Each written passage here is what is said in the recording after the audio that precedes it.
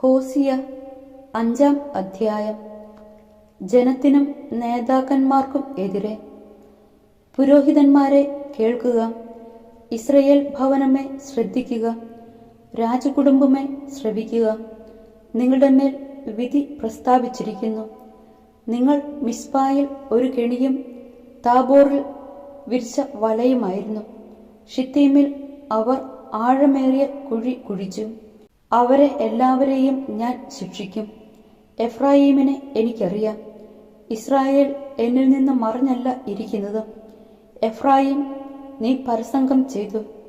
Israel മലിനമാണ്. തങ്ങളുടെ ദൈവത്തിന്റെ അടുത്തേക്ക് തിരികെ പോകാൻ അവരുടെ പ്രവൃത്തികൾ അവരെ അനുവദിക്കുന്നില്ല. കാരണം വ്യഭിചാര ദുർഭൂതം അവരിൽ കുടികൊള്ളുന്നു. അവർ കർത്താവിനെ അറിയുന്നുമില്ല. ഇസ്രയേലിന്റെ അഹങ്കാരം അവനെതിരെ സാക്ഷ്യം നൽകുന്നു. എഫ്രായിം തന്റെ തിന്മയിൽ തട്ടി വീഴും. യൂദായും അവരോടൊപ്പം കാലിടറി വീഴും.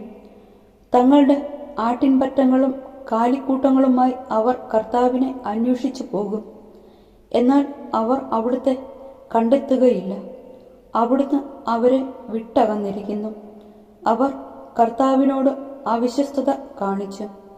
അവർ ജാരസന്തതികൾക്കാണ് ജന്മം നൽകിയത്. അമാവാസി അവരെ അവരുടെ വയലുകളോടൊപ്പം വിഴുങ്ങും. സഹോദരർ തമ്മിൽ യുദ്ധം. ഗിബെയയിൽ കൊമ്പു വിളിക്കുവിൻ, റാമായിൽ കാഹളം മുഴക്കുവിൻ, ബഥാവനിൽ പോർവിളി നടത്തുവിൻ. ബെഞ്ചമിൻ യുദ്ധത്തിന് പുറപ്പെടുക.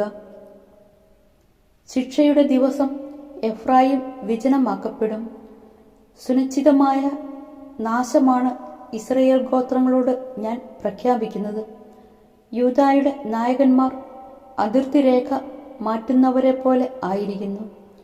എൻ്റെ ക്രോധം അവരുടെ മേൽ ഞാൻ വെള്ളം പോലെ ഒഴുകും. എഫ്രായിം മർദ്ദകനാണ്. അവൻ നീതിയെ ചവിട്ടിമെതിക്കുന്നു. മിഥ്യയെ പിന്തുടരാൻ അവൻ ഉറച്ചു. എഫ്രായീമിന് ഞാൻ കീടം പോലെയാണ്, യൂദാഭവനത്തിന് വ്രണം പോലെയും.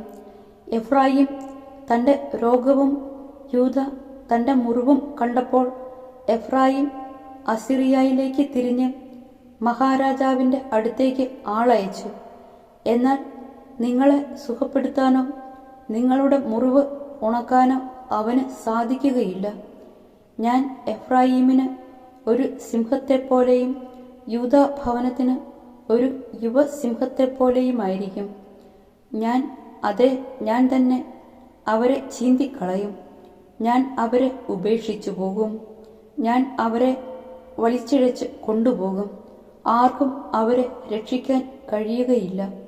അവർ തങ്ങളുടെ തെറ്റുകൾ ഏറ്റുപറഞ്ഞ് എൻ്റെ സാന്നിധ്യം തേടുകയും തങ്ങളുടെ വ്യതയിൽ എന്നെ അന്വേഷിക്കുകയും ചെയ്യുന്നതുവരെ ഞാൻ എൻ്റെ വാസസ്ഥലത്തേക്ക് മടങ്ങും.